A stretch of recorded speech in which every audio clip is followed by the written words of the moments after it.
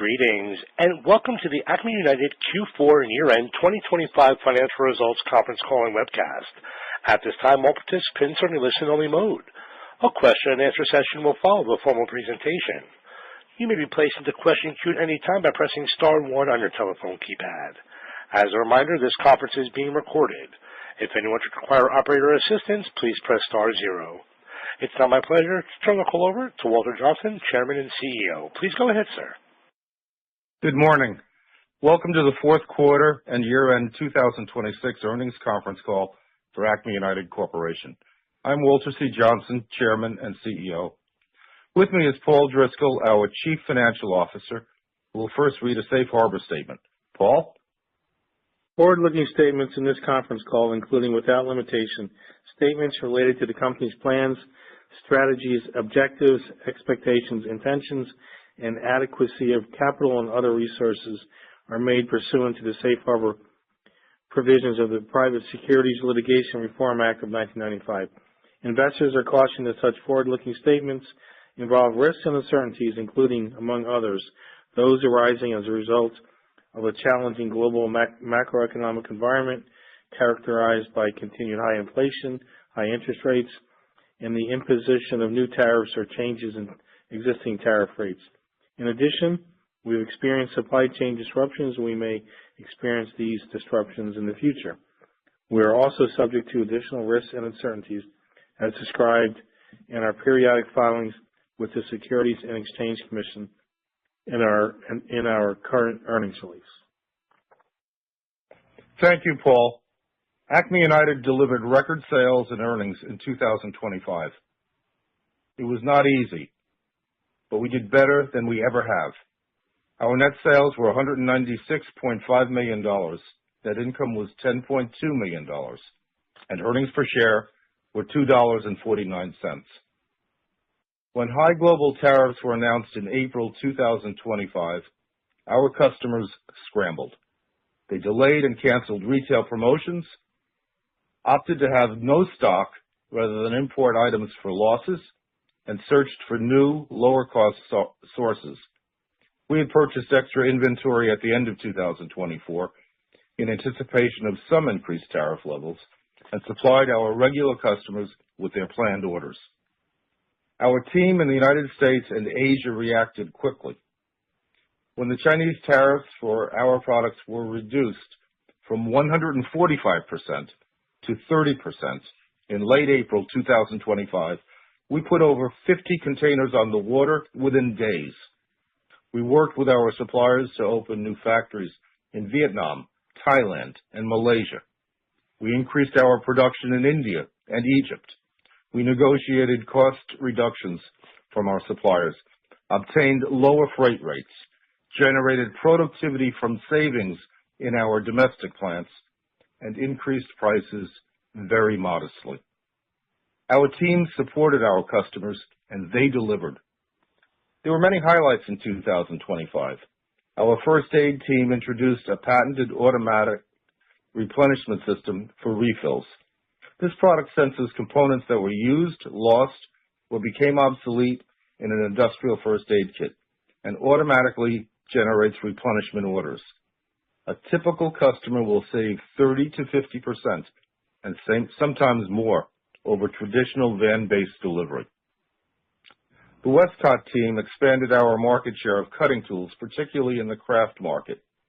We used our patented non-stick technology to develop differentiated products to work with tapes, glues, and sticky substances. We also increased our line of ceramic tools to safely cut and open boxes and increase sales of our industrial cutting tools. We invested in robotics in 3 sites in the United States to assemble refills for first aid components. These investments in the recurring portion of our first aid business are generating savings and improving product quality. We installed new software to optimize inventory placement in our large warehouse in Rocky Mount, North Carolina. We then streamlined the process flow of inventory and purchased drones to nightly do inventory reconciliation. Acme United purchased a 78,000 square foot plant on 12 acres in Mount Pleasant, Tennessee, for approximately $6 million. This facility will expand production of our Spill Magic cleanup products, bodily fluid kits, and bloodborne pathogen kits. We are moving into the facility in the first quarter of 2026, and we have just purchased new automated processing equipment. We continue to purchase advanced production equipment for our Med-Nap facility in Brooksville, Florida, to produce medical-grade alcohol prep pads, antiseptic wipes, and other items used in our first aid kits. We are building a microbiology lab, expanding our quality assurance team, and preparing our documentation and controls to be a serious domestic supplier to the broader U.S. medical market. In January 2026, we purchased MyMedic, which is the leading direct-to-consumer supplier of advanced first aid and bleed control products in the United States. It has over 500,000 social media followers and a product line that we hope to expand. The company had revenues of approximately $19 million in 2025, and the purchase price was $18.7 million. Our first aid business in Canada grew strongly. We gained share in the industrial and retail sectors and continued expansion of our e-commerce business. And sales of Hawktree Solutions, which was acquired out of bankruptcy in late 2023, exceeded our expectations. In Europe, we expanded our market share in cutting despite an overall weak economy. We acquired a direct-to-consumer supplier of cutting and sharpening tools in October 2025.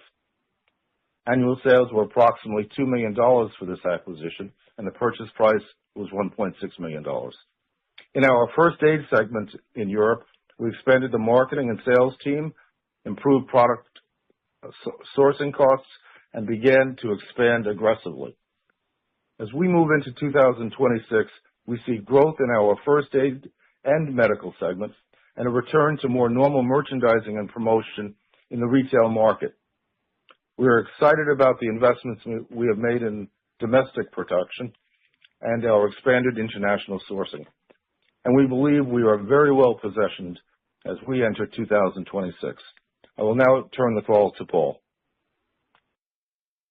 Acme's net sales for the fourth quarter were $47.5 million compared to $45.9 million in 2024, an increase of 3%. Sales for the year ended December 31, 2025 were $196.5 million compared to $194.5 million in 2024, an increase of 1%. Net sales in the U.S. segment in the fourth quarter were constant compared to the fourth quarter of 2024. U.S. sales declined 1% for the year ended December 31st. Sales of first aid and medical products were strong. However, sales of school and office products were lower, mainly due to the cancellation of customer orders as a result of tariff uncertainty. Net sales in Europe increased 22% in local currency for the quarter.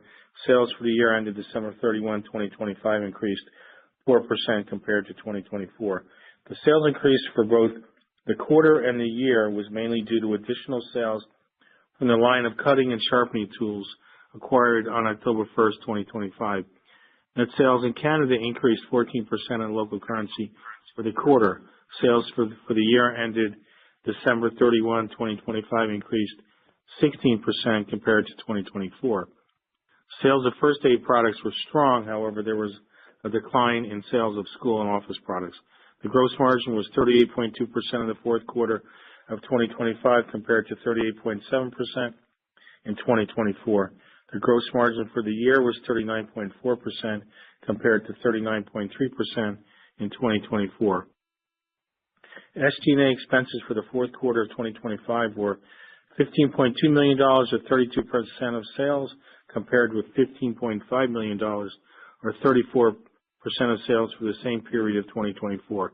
SG&A expenses for the 12 months of 2025 were $62.7 million, or 32% of sales, compared with $62.2 million, or 32% of sales in 2024. Operating profit in the fourth quarter of 2025 increased 27% compared to the fourth quarter of 2024. Interest expense for the year went from $1.9 million in 2024 to $1.6 million in 2025. The decline in interest expense was due to a combination of lower debt and lower interest rates. Net income for the fourth quarter of 2025 was $1.9 million, or 46 cents per diluted share, compared to $1.7 million, or 41 cents per diluted share in the fourth quarter of 2024, an increase of 10% in net income and 12% in diluted earnings per share. Net income for the year ended December 31, 2025 was $10.2 million, or $2.49 per diluted share, compared to $10 million, or $2.45 per diluted share in 2024, an increase of 2% in both net income and diluted earnings per share. The company's bank debt less cash on December 31, 2025 was $18.5 million compared to $21.5 million on December 31, 2024. During the 12-month period, we paid $2.3 million in dividends, purchased a line of cutting and sharpening products in Germany for $1.6 million, and generated $13 million in free cash flow before the $6 million purchase of our new facility in Tennessee. Thank you, Paul. I will now open the call to questions. Thank you. We'll now be conducting a question and answer session. If you'd like to be placed into the question queue, please press star one on your telephone keypad. A confirmation tone will indicate your line is in the question queue. You may press star two if you'd like to remove your question from the queue. For participants using speaker equipment, it may be necessary to pick up your handset before pressing star one. One moment, please, while we poll for questions. Our first question today is coming from Jim Maroney from Singular Research. Your line is now live. Thank you. Walter, nice quarter. I had a couple questions. Yeah, you're welcome. A couple questions on the acquisition. So as far as the integration, if you could just kind of share a little bit on how you plan on integrating MyMedic. Is it going to be part of the first aid offering to the same customers or something completely different? If you could speak to that. And before you answer that, just a couple more questions with regards to that acquisition. The revenues are approximately $19 million, and you purchased it for $19 million. Do you have an idea of what the multiple is on that, as far as maybe an EV or to beta multiple? And was it acquired using all cash or a combination of other things? Thanks. Okay, so the acquisition of MyMedic, we think, is a pretty meaningful acquisition for the company. It's got 500,000 social media followers. And to put that in perspective, when we were at the SHOT Show, which is a very, very large military gun and hunting show in Las Vegas, a week later after we purchased MyMedic, I felt like we had one of the leading brands on the show floor. It was just amazing to see the people that were coming in. One moment I'd be looking at the Israeli military, another a SEAL team, and then hunters and outdoorsmen and police departments and security personnel. So that acquisition gives us a direct-to-consumer business that we hope to expand. And we intend to do that by differentiating some of the products within first aid to be able to be going into selected retail. Now, not broad retail, selected retail, where it complements the sale of direct-to-consumer, perhaps with different products.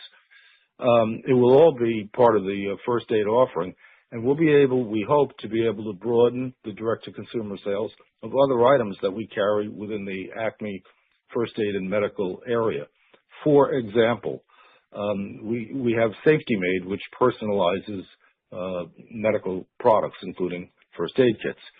It's a very, very simple step for us to be able to do personalization for the LA Police Department, for example, or one of the military units that comes by. And we can do that domestically and quickly. Sales were $19 million, and the EBITDA was somewhere between $1 million and $1.5 million. So you can figure out the EBITDA from that. The purchase price, while it was $18.6 million, there was $1 million, which was an earn-out for hitting some growth objectives during the next 2 years. And then there was a holdback of about $3 million for various potential contingent liabilities. So the net out-of-pocket was about $4 million less than the 18.6 purchase price. We're excited about it, and we're careful because the team built something special, and we want to keep it. But we have sourcing capabilities that are, we believe, unsurpassed in the first aid area, given our scale and our operations globally. And we have a broad product line that we think we can help them supplement, and a direct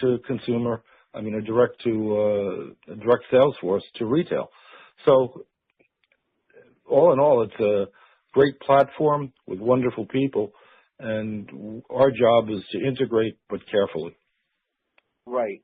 Great. And just as a follow-up, so when you say select retailers, can we assume that it will be the same retailers that you sell the cutting tools to, or would it be a different distribution? Well, we sell to almost every retailer in North America, and so we have a pretty broad choice of where we do that, but we want it to be selective, and that list is still being developed. But I hope we're successful and we're able to tell you where that it has distribution in the coming quarters. Right.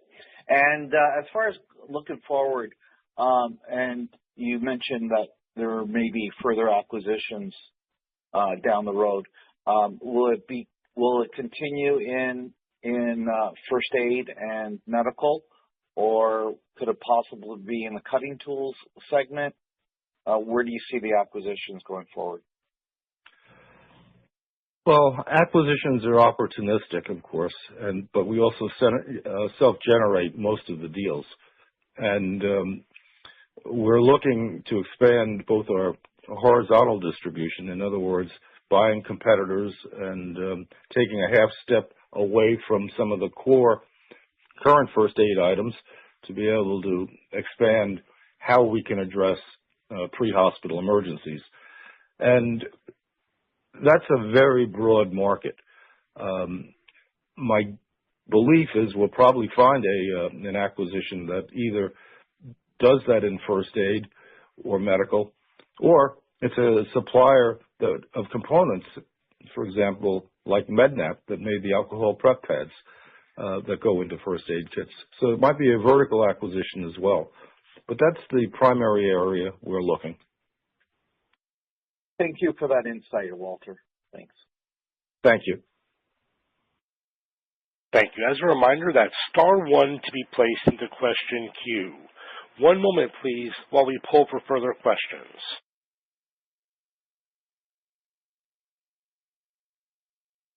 We've reached the end of our question and answer session. I'd like to turn the floor back over for any further or closing comments. Well, if there are no further questions, this call is complete. I look forward to delivering good results in the first quarter and the rest of the year, and I look forward also to speaking with you at the end of the first quarter. Thank you for joining us. Goodbye. Thank you. That does conclude today's teleconference webcast. You may disconnect your line at this time and have a wonderful day. We thank you for your participation today.